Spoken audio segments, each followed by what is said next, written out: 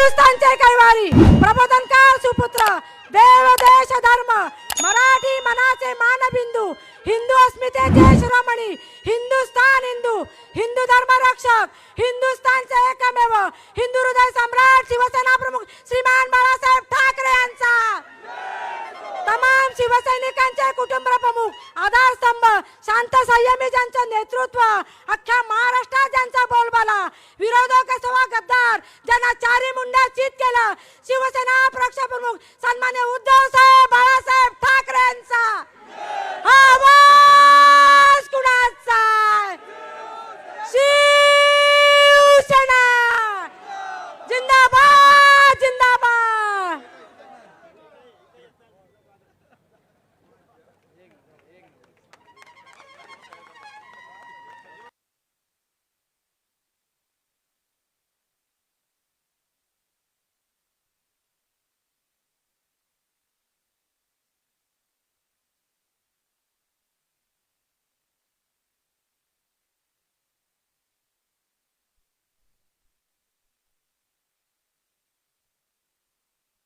सभेला वेळ काळ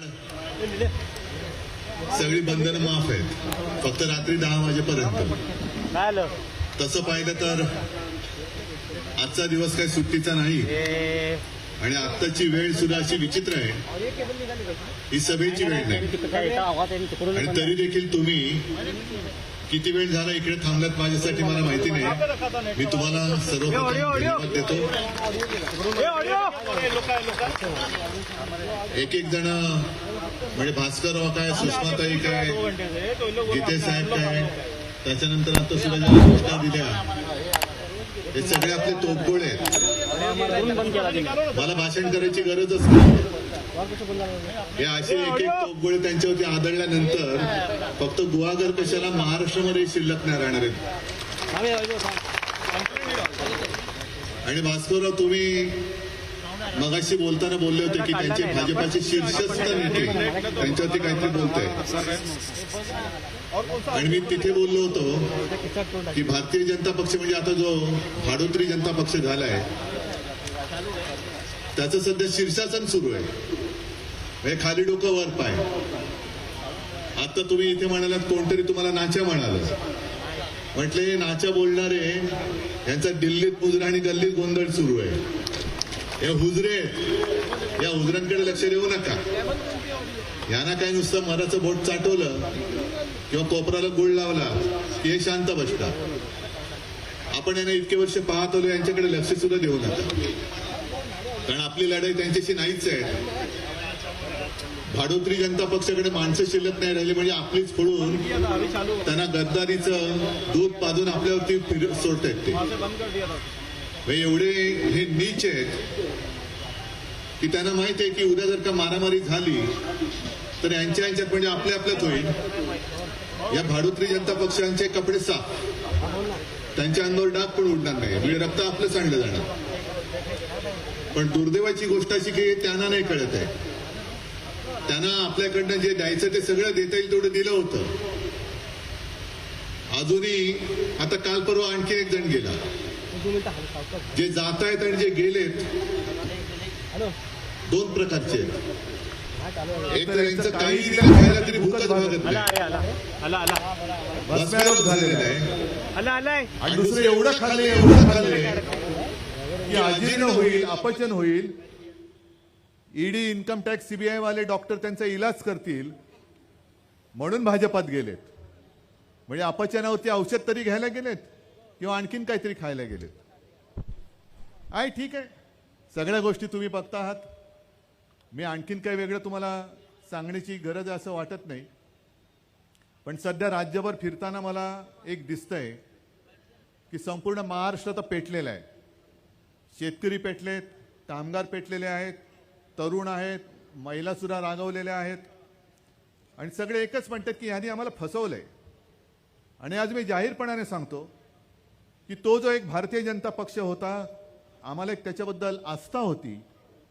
आम्हाला असं वाटलं होतं की जे आमचे शिवसेना प्रमुख सांगायचं आहे की हिंदुत्व हे आमचं राष्ट्रीयत्व आहे. जो हा आपल्या देशाला ह्या देशाला आपला मानतो तो आमचा आहे, तो जातपात धर्माने कोणी असला तरी तो आमचा आहे. पण यांचं हिंदुत्व भलतं निघालं. आम्ही आज जो काही विचार मांडतो आहोत की आमचं हिंदुत्व हे घरातली चूल पेटवणारं हिंदुत्व आहे, म्हणून इकडे मुस्लिम बांधव सुद्धा आलेले आहेत. पण यांचं हिंदुत्व हे घर पेटवणारं हिंदुत्व आहे. म्हणून मी जाहीरपणाने सांगतोय की हा जो भाडोत्री जनता पक्ष आहे तो माझ्या देशातल्या तमाम हिंदूंच्या भावनेशी खेळतोय, तमाम हिंदूंना मूर्ख बनवतोय, हिंदूंना नुसतं द्वेषाने पेटवतोय. ठीक आहे, राम मंदिर बांधलं गेलं. राम मंदिर भाजपाने नाही बांधलं, राम मंदिर मोदीजीने नाही बांधलं. संपूर्ण देशात जेव्हा हा विषय थंड बस्त्यामध्ये पडला होता तेव्हा मीच होतो एकटा. मी सांगत होतो प्रधानमंत्रीजींना, मीच होते तेव्हा, की तुम्ही विशेष कायदा करा आणि राम मंदिर बांधा. नाही बांधू शकले, हिंमतच नाही हो. दुसऱ्याने काहीतरी केलं काय टिकोजीराव जाऊन तिकडे बसणार. मग कोर्टाने निर्णय दिला, राम मंदिर बांधलं गेलं. आणि राम मंदिराच्या वेळेला अनेक जण मला सांगत होते, भीती व्यक्त करत होते की उद्धवजी जरा आम्हाला भीती वाटते. म्हटलं आता कसली भीती, राम मंदिर झालं. नाही तीच भीती आहे. म्हटलं काय आतमध्ये खरंच रामाची मूर्ती असेल ना हो, बरोबर ना, का माझाच फोटो येणार, माझीच मूर्ती येणार. कारण फोटोमध्ये तुम्ही बघितलं असाल स्वतःला हे हिंदुत्ववादी मानतात, पण यांच्या आजूबाजूला शंकराचार्य नसतात. आज जो भाजप आहे त्या भाजपामध्ये शंकराचार्यांना स्थान नाहीये, पण भ्रष्टाचारांना स्थान आहे. हा यांचा भाजप, हे यांचं हिंदुत्व. आणि आम्हाला हिंदुत्व शिकवतायत. एवढं तुम्ही हिंदुत्ववादी आहात तर जे शिवसेना प्रमुखांनी काश्मीरी पंडितांसाठी केलं होतं ते आज देखील इतके वर्ष झाल्यानंतर काश्मीरी पंडित जे देशभर विस्थापितासारखे सगळीकडे पसरले, ज्याला महाराष्ट्राने आधार दिला, त्यातला एक सुद्धा काश्मीरी पंडित आज सुद्धा, मोदीजी तुम्ही जगातले सगळ्यात ताकदवान, अमितजी तुम्ही सुद्धा जगातले सगळ्यात ताकदवान पंतप्रधान आणि गृहमंत्री आहात. मग तुमच्या राजवटीमध्ये काश्मीरी पंडित अजूनही त्यांच्या घरामध्ये काश्मीरमध्ये का जाऊ शकलेले नाहीत याचं पहिलं उत्तर द्या. आणि मग तुम्हाला जर तुमच्यात काही शक्ती किंवा काही नीतिमत्ता राहिली असेल तर मग तुम्ही हिंदुत्वावरती बोला. तर तुम्ही हिंदुत्व. मी गेल्या काही दिवसांपूर्वीच्या सभेत बोललो होतो की हे गृहमंत्री कसे आहेत. तिकडे अरुणाचलमध्ये चीन घुसतोय, तिकडे नांगी टाकतायत, शेपूट घालतायत आतमध्ये. अरुणाचलमध्ये जे काय भयभीत झालेले आहेत ते काय हिंदू नाही आहेत. अरुणाचलमध्ये मोदी जायला तयार नाहीत, अरुणाचलमध्ये अमित शहा जायला तयार नाहीत, पण आमच्याकडे येऊन फणा काढतात आणि मणिपूरमध्ये जाऊन शेपूट घालतात. हे तुमचं हिंदुत्व. ही अशी सगळी गोष्ट यांची चाललेली आहे. आणि मला तुम्हाला विचारायचं आहे की मी मुख्यमंत्री होतो, महाविकास आघाडीचं सरकार, आज सुद्धा माझ्या व्यासपीठावरती काँग्रेस सुद्धा आहे, राष्ट्रवादीचे सुद्धा नेते आहेत. ज्या ज्या वेळेला इकडे आपत्ती आली तेव्हा त्या जनतेला मी प्रामाणिकपणाने मदत केली होती. कसल्या गप्पा मारता तुम्ही विकासाच्या. आज सुद्धा इकडे मच्छीमार बांधव आले असतील, आलेत काही. आता तुम्ही मला सांगा, तुमच्या समुद्रात म्हणजे आपल्या समुद्रात LED लावून बोटी कुठून येतात, गुजरातमधून येतात की नाही येत. जाऊन करा, तक्रार करा, अमित शहाना तक्रार करा आणि मोदींना तक्रार करा आणि सांगा या गुजरातमधून जी घुसखोरी चाललेली आहे त्या घुसखोरीला अडवून दाखवा तुम्ही. जर माझ्या इथला एखादा मच्छीमार तिकडे गेला, कारण तिकडे कदाचित मासेच नसतील, कारण सगळं विकास म्हणून सगळं उजाड करून टाकला असेल असं म्हणायचं नाही, पण कदाचित असेल. म्हणून तुम्ही आमच्या इकडे म्हणजे एक तर आमच्या अधिकारावरती तुम्ही गदा आणतातच आहात. महाराष्ट्रामध्ये जे उद्योग येत होते आणि महाराष्ट्रामध्ये जे उद्योग होते अगदी हिरे बाजारात सकट, ते सगळे गुजरातला घेऊन चाललेत. माझं गुजरातबद्दल काही द्वेष नाहीये, आकस नाहीये. मी आज सुद्धा सांगतो, इथे सुद्धा गुजराती बांधव आले असतील, जे गुजरातच्या हक्काचं असेल ते आमचं आपलं इंडिया सरकार आल्यानंतर सुद्धा आम्ही तुम्हाला दिल्याशिवाय राहणार नाही, हा माझा शब्द आहे. पण गुजरातचा विकास करताना तुम्ही महाराष्ट्रावर पाडणार असाल तर मात्र तुम्हाला याद राखा, छत्रपती शिवरायाचा महाराष्ट्र तुम्हाला या मातीमध्ये खतम करून टाकेल, गाडून टाकेल राजकारणामध्ये, पण महाराष्ट्राची लोट तुम्हाला आम्ही करू देणार नाही. आणि जे हुजरे आहेत, मुजरे, तुम्हाला भास्करराव तुम्हाला आणि संजय तुम्हाला वाटेल ते बोलणारे, त्यांना म्हणणारे तुझ्यात जर का थोडी तरी काहीतरी शिल्लक राहिली असेल हिम्मत, ती पहिली नव्हतीच. अजिबात नव्हती. पण थोडी तरी हिंमत राहिली असेल तर महाराष्ट्राच्या हिताच्या बाजूने कधीतरी एकदा जाब तर विचार. कधीतरी विचार ना, का लुटताय तुम्ही महाराष्ट्र माझा? संपूर्णपणे लूटमार चाललेली आहे आणि आमच्यावरती घराणेशाहीचा आरोप केल्यानंतर मी त्यांना उत्तर दिलं होतं. मग जरा ते थांबले. अमित शहानी माझ्यावरती आरोप केला होता उद्धव ठाकरेला त्याच्या मुलाला मुख्यमंत्री करायचं आहे. अरे ते माझ्या मुलाला मुख्यमंत्री करायचं की नाही ते मी आणि माझी जनता बघून घेई. अमित शहा तुम्ही आणि मोदी माझ्या मुलाला काही देऊ शकत नाही. पण मुख्यमंत्री जर का करायचं असेल तर तुमचा आशीर्वाद लागेल, कारण मुख्यमंत्री बनण्यासाठी तुमची मतं लागतील. अमित शहाना काय वाटते की सगळी पदं मुख्यमंत्री पद म्हणजे क्रिकेट कंट्रोल बोर्डाचं जणू काय अध्यक्षपदच आहे. दिलं आपल्या पोराला, जय शहाला देऊन टाकलं एका फोन करून. कारण करताय की नाही का पाठवू ईडीला. कोण बोलणार हिम्मत आहे नाही करत. सगळ्यांनी सांगितलं भेज दो करून टाकला. अमित शहानी जय शहाला करून टाकला अध्यक्ष. आणि आज मी तुम्हाला जे सांगायला आले ते थोडंसं तुम्हाला वेगळं वाटेल पण कळलं पाहिजे. 2014 साली आपण फसलो, 19ला पण फसलो. आपल्याला असं वाटलं होतं की एक चांगला देश, आपला चांगला भारत, जगामध्ये त्याची कीर्ती होईल. पण कीर्ती तर होतच नाहीये. पण यांच्या या सत्तापिपासू वृत्तीमुळे आपला देश आणि आपलं हिंदुत्व हे जगभर बदनाम होतंय. जगभर बदनाम होतंय. 2014ला सुद्धा यांचं एका पक्षाचं सरकार आलं होतं. म्हणजे एक गोष्ट लक्षात घ्या, मला संताप येतो आणि हसायला पण येतं. 2014ला हे मातोश्रीला आले होते. 2019ला सुद्धा अमित शहा मातोश्रीला आले होते. आज ते जे काय म्हणतायत की उद्धव ठाकरे म्हणजे घराणेशाही, एक व्यक्ती एक पक्ष एक घराणा पक्ष चालू शकत नाही.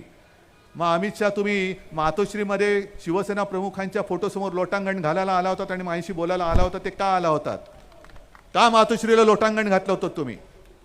माहिती नव्हतं तेव्हा की शिवसेना प्रमुखांनी स्थापन केलेला पक्ष आज त्यांचा पुत्र या जनतेच्या आशीर्वादाने त्या पक्षाचा प्रमुख आहे.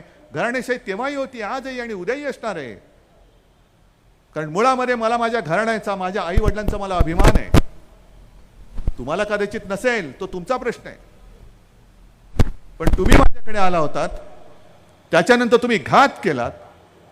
जो शब्द तुम्ही दिला होता 2.5 वर्षाचा तो तुम्ही शब्द मोडलात. मी छत्रपती शिवाजी महाराजांची शपथ घेतली, माननीय हिंदू हृदय सम्राट शिवसेना प्रमुखांची आणि मी माची शपथ घेतली. गेल्या आठवड्यात तुळजाभवानीच्या समोर तुळजाभवानीची शपथ घेतली. पण तुम्ही आमच्या पाठीत वार केला. आमचं हिंदुत्व हे दुसऱ्या कोणाचा घात करणारं हिंदुत्व नाहीये. पण जर कोणी आमच्या पाठीत वार केला तर त्याचा कोथळा कसा काढायचा आणि कोथळा काढायला पाहिजे हे शिकवणारं हिंदुत्व आम्हाला छत्रपती शिवाजी महाराजांनी सांगितलेलं आहे. ही तुमची वृत्ती आहे. तुम्ही जे काय तुमच्या तोंडात येईल ते वाटेल ते बोलताय. 2014ला तुमचं सरकार आलं, 2019ला आलं आणि आता सगळ्यांना सांगतायत की आपण आता विकसनशील भारताकडे जाऊया. विकसनशील भारतासाठी अब की बार 400 पार. आपण फसू त्याला. आपण काय म्हणतो, तुम्हाला तुमच्या आपल्या देशाचा विकास हवाय की नको? पाहिजे, मलाही पाहिजे. मग जर देशाचा विकास करण्यासाठी हे जागांच्या 400 पेक्षा अधिक जागा मागत असतील तर चुकतंय काय? त्यांचं चुकत नाहीये, त्यांचा डावपेच आहे. गेल्या लोकसभेच्या अधिवेशनामध्ये, संसदेच्या अधिवेशनात तुम्ही पाहिलं असाल, फटाक्याची माळ लागावी तसे एक एक एक करत जवळपास 100-150 खासदार विरोधी पक्षाचे त्यांनी निलंबित करून टाकले होते. म्हणजे समोरचा विरोधी पक्ष पूर्ण रिकामा केला आणि त्याच्यानंतर त्यांनी काही भयानक कायदे हे संसदेमध्ये मंजूर करून घेतले. जर कोणी ऑब्जेक्शन घेतलं, कोर्टामध्ये गेलं तर ते सांगतील आम्ही काय करणार, संसदेमध्ये मंजूर झालेलं आहे. पण संसदेमध्ये विरोधी पक्ष होता कुठे? विरोधी पक्षच नव्हता तेव्हा. आता सुद्धा त्यांचा जो खेळ चाललेला आहे तो नुसता अबकी बार 400 पार साठी नाहीये. 400 पार झाल्यानंतर डॉक्टर बाबासाहेब आंबेडकरांनी जी एक घटना आपल्याला दिलेली आहे, पवित्र घटना, पवित्र संविधान. हेलो एंड नमस्कार फ्रेंड्स, मैं हूं डॉक्टर योगेंद्र और आप सभी का स्वागत है। दोस्तों, आजकल हमारे पास बहुत सारे पेशेंट्स ऐसे आते हैं जो हमें कंप्लेन करते हैं, शिकायत करते हैं कि डॉक्टर साहब मुझे रात को मुझे बिल्कुल भी सेटिस्फैक्शन नहीं मिलता, मैं रात को 1 मिनट तक नहीं टिक पाता, मेरी टाइमिंग बहुत ज़्यादा कम है, मेरे रिप्रोडक्टिव ऑर्गन सही तरीके से काम नहीं कर रहे, मेरे स्पर्म की क्वालिटी क्वांटिटी काफ़ी ख़राब है। ऐसे शिकायतें हमें क्लिनिक में पेशेंट्स देखने मिलते हैं लिव मुस्टैंग कैप्सूल्स मेल्स की, पुरुषों की ऑल इंटीमेट इश्यूज या डिसफंक्शंस का ऑल इन वन सोल्यूशन है, जिसे आप आराम से इस्तेमाल कर सकते हैं और इसका फायदा उठा सकते हैं। लिव मुस्टैंग कैप्सूल्स ये Ayush ministry of Indian government द्वारा अप्रूव्ड है। तो दोस्तों, अगर आप लिव मुस्टैंग कैप्सूल्स को मंगवाना चाहते हो, इसका फायदा उठाना चाहते हो, तो वीडियो में दिए गए नंबर पर आप कॉल करके इसे मंगवा सकते हैं।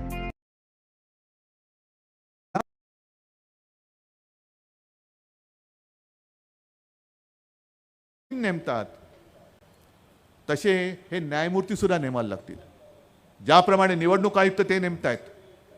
जसं एक बंगालचे न्यायमूर्ती गंगोपाध्याय यांनी राजीनामा दिला तर दिला।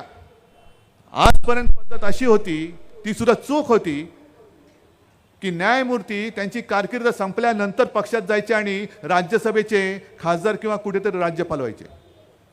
पण गंगोपाध्यायने आणखीन एक पाऊल पुढे टाकलं, त्याने न्यायमूर्ती पदाचा राजीनामा दिला, थेट भाजपात गेले, तृणमूलवरती दुगाण्या झाडल्या आणि तेवढ्यावर ते थांबले नाही। त्यांनी स्पष्ट सांगितलं की गेले काही दिवस भाजपा माझ्या संपर्कात होता, मीही भाजपाच्या संपर्कात होतो। मग सांगा तुम्ही, ही संपूर्ण न्याय प्रक्रिया जर काही नासवली असेल, उघड ते न्यायमूर्ती सांगतात की भाजपा माझ्या संपर्कात होता। अहो, आम्ही करू शकतो का? आमची चालले सर्वोच्च न्यायालयामध्ये केस, आम्ही करू शकतो संपर्क? आमच्यासाठी दार उघडतील कोणी? पण प्रत्येकाची मर्यादा जशी आम्ही सांभाळतो, आम्हाला सुद्धा सर्वोच्च न्यायालयाकडनं उशीर होतोय, पण तरी आम्ही विश्वास ठेवून आहोत, आज नाही तर उद्या, उद्या नाही तर परवा अपात्रतेच्या केसचा निकाल लागेल आणि न्याय आम्हाला मिळेल, ही आम्ही फक्त आशा आणि प्रार्थना करतोय। मग कशावरून गंगोपाध्याय यांनी गेल्या काही वर्षात तृणमूलच्या विरोधात दिलेले निकाल भाजपा प्रणित नसतील असं आपण मानू शकतो? अशी ही जी काळी मांजरं जी भाजप प्रणित आहेत त्यांना मी काळी मांजरं म्हणतोय। जर तुम्ही तिकडे न्याय प्रक्रियेत ठेवणार असाल आणि उद्या 400 पार झाल्यानंतर उघड तुम्ही जर का त्यांच्या नेमणुका करणार असाल, तर मग पाकिस्तान आणि हिंदुस्थानमध्ये फरक काय राहिला? फरक कोणता राहिला? किमान पाकिस्तानच्या निवडणूक आयुक्ताने एक तरी कबूल केलं, कारण इम्रान खान तुरुंगात टाकला तरी त्यांच्या जागा जास्त निवडून आल्या, आणखीन जागा निवडून येत होत्या, पण मतमोजणी सुरू असताना मध्येच ब्रेक लावला, काहीतरी गडबड केली आणि बाकीचे सगळे जिंकायला लागले। आणि त्या निवडणूक आयुक्तांनी सांगितलं की माझा गुन्हा झालेला आहे, वाटलं तर मला फाशी द्या, पण हा गुन्हा माझ्याकडनं घडला आहे। त्या पाकिस्तानच्या निवडणूक आयुक्ताकडे एवढी तरी नीतिमत्ता होती। आमच्याकडे जे निवडणूक आयुक्त बसलेत त्यांना ना लाज लज्जा शरम, ना जनाची ना मनाची, त्यांनी सरळ करून सांगून टाकलं की शिवसेना ही मिंध्याची। आणि ह्यानीच जो एक नेमला होता लवाद, जो आता मुंबईतून भाजपच्या तिकीट उमेदवारीवरती निवडणूक लढतोय, नार्वेकर।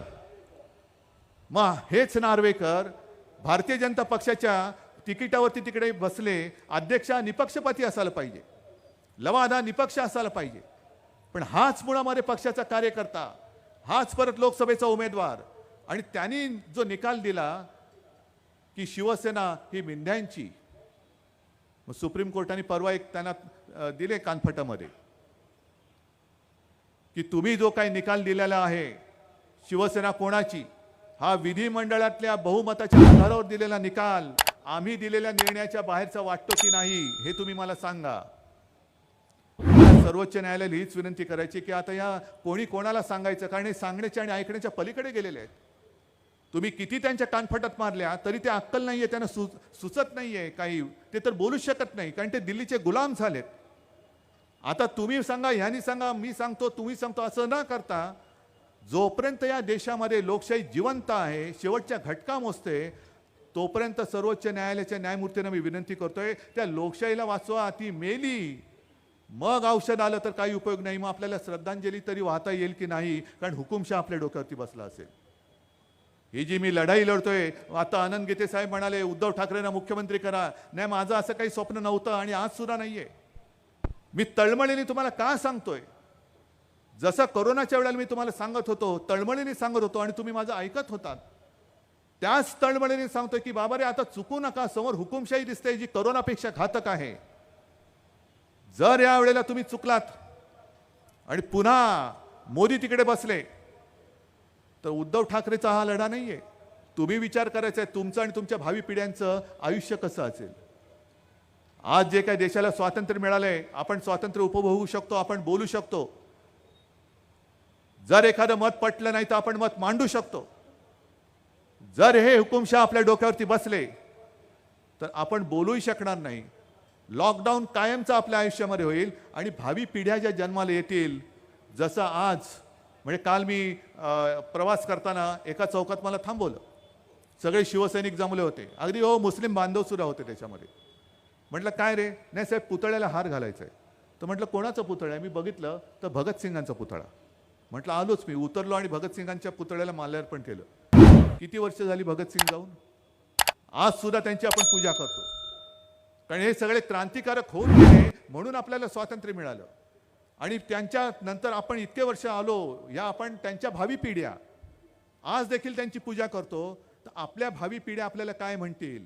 देशप्रेमी म्हणतील काय? नाही नाही नाही, त्यावेळेला माझ्या पूर्वजांनी या हुकुमशाचं भूत हे माझ्या डोक्यावर बसवलं म्हणून माझं आयुष्य नाचलं. जर त्यांनी त्यावेळेला या हुकुमशाला वेळीच गाडला असता तर आज मी सुद्धा स्वतंत्र असतो. हा विचार तुम्ही करायचा आहे. बाकीच्या गोष्टी ठीक आहे, बाकी मोदींच्या थापा म्हणजे अमित शहा जे बोलले होते की महाविकास आघाडी म्हणजे पंक्चर झालेली रिक्षा आहे. ठीक आहे, माझी रिक्षा पंक्चर झाले का काय झाले तो भाग वेगळा आहे. पण अमित शहाजी तुमचं जे ट्रिपल चौबळ इंजिनचं सरकार चाललेलं आहे, त्या सरकारला सगळी भ्रष्टाचाराची चाकं लागलेली आहेत. एक तर 70,000 कोटीचं चाक आहे, दुसरं आदर्शचं चाक आहे, तिसरं आमच्या दाढीवाल्या मिंद्याचं चाक आहे. सगळे भ्रष्ट. दुसरं ते म्हणजे आमच्यावरती आरोप करत होते जेव्हा नवाब मलिक आपल्यामध्ये होते तेव्हा आरोप करायचे हा दाऊदचा हस्तक आहे, दाऊदचा हस्तक आहे. आता जाऊन बसले त्यांच्या बाजूला. प्रफुल्ल पटेल, नरेंद्र मोदी बोलले होते माझ्या समोर. मी ज्या व्यासपीठावरती होतो, आमची एक सभा झाली होती 2019ला मुंबईमध्ये.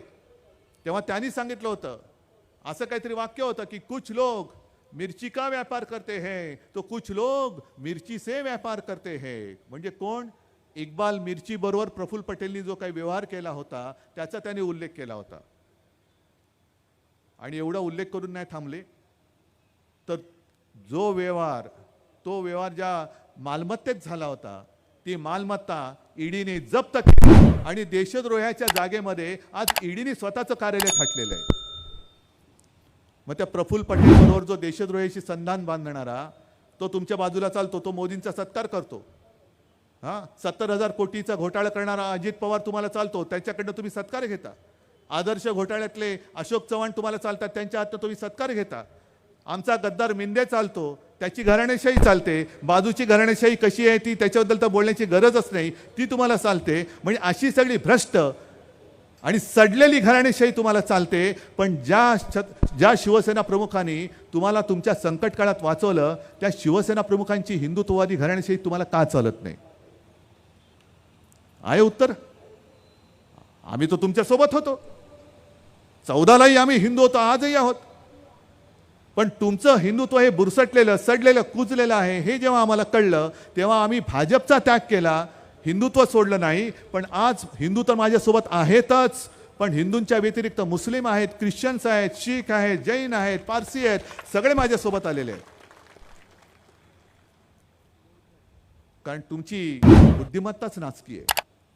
हे आत्ता भास्करराव तुम्ही आणि सगळे ते जे काय शिव्या गाड्या चालणारे काढणारे जिथे पाठ फिरतात ना, ही सगळी त्यांच्या रामभाऊ माळगीची प्रॉडक्ट आहेत.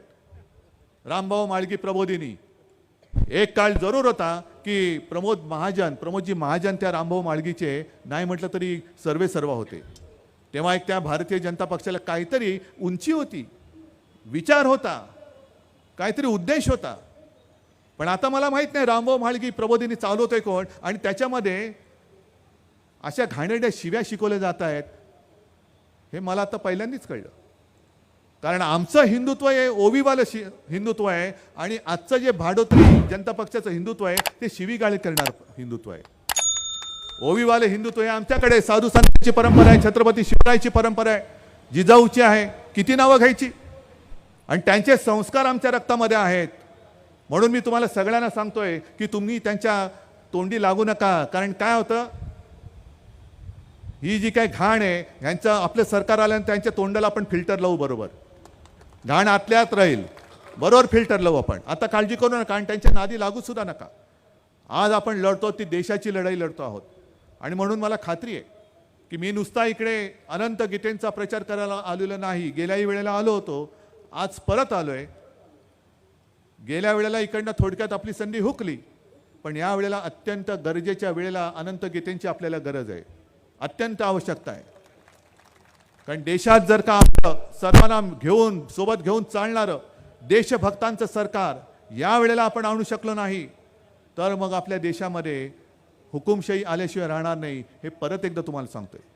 म्हणून जे उमेदवार तुमच्यासमोर उभे केलेले आहेत, मग आता अनंत गीते आहेत, उद्या जेव्हा विधानसभेला तेव्हा संजय कदम आहे, भास्कर अवतार आहेत, सगळे जे काय उमेदवार देईन, जे उमेदवार देईन ते सगळे तुमच्यातले, तुमच्या हक्काचे, रक्तामासाचे आणि तुम्हाला न्याय देणारे असतील. त्यांना विजयी करण्याची जबाबदारी मी तुमच्यावरती सोपवतो आणि तूर्त मी आपली रजा घेतो. जय हिंद, जय महाराष्ट्र.